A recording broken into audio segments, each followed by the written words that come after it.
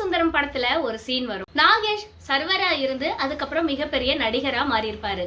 நடிகர் ஆனதுக்கு அப்புறமும் கூட தன்னோட சர்வர் உடைய ஹால்ல மாட்டி வச்சிருப்பாரு. எதுக்காக இதை இங்க மாட்டி வச்சிருக்கீங்க அப்படின்னு கேட்கும்போது அவர் சொல்வாரு, இந்த உடைய போட்டுட்டு நான் ரொம்ப அதிகமா தலகணத்தோட என்னைக்காவது இருந்தேன்னா திரும்பி அந்த உடைய பார்ப்பேன்.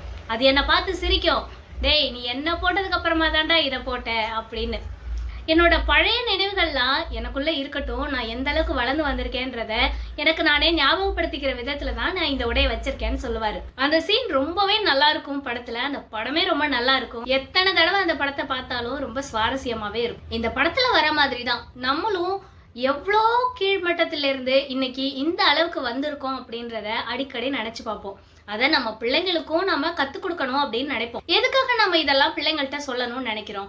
நான் தான் இவ்வளோ கஷ்டப்பட்டேன், நீயாவது ரொம்ப கவனமா வாழ்க்கையில முன்னேறு அப்படின்னு சொல்றதுக்காக தானே. ஆனா நீங்க அப்படி சொல்லி கொடுக்க கூடாது.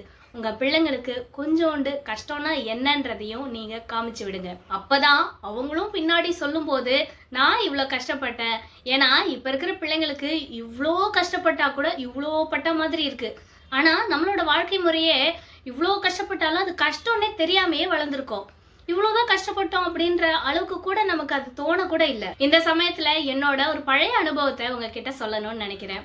நான் 2011 காலேஜ் எல்லாம் முடிச்சுட்டு இங்க சென்னைக்கு ஒரு கோர்ஸ் படிக்கலாம் அப்படின்றதுக்காக தான் வந்தேன். என்னோட ஹாஸ்டல் இருந்த இடம் அம்பாள் நகர். நான் கிளாஸ் போய்கிட்டு இருந்த இடம் லிட்டில் மவுண்ட், சின்ன மலைன்னு சொல்லுவாங்க. இங்க இருந்து பஸ்ல போனா 6 ரூபாய் 8 ரூபாய் அந்த மாதிரி தான் இருக்கும்.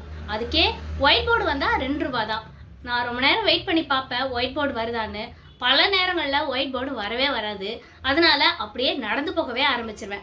கிண்டி இண்டஸ்ட்ரியல் எஸ்டேட்குள்ளே போய் அப்படியே கிண்டி ரயில்வே ஸ்டேஷனை தாண்டும் போது ரேஸ் கோர்ஸ் ரோடு வரும்.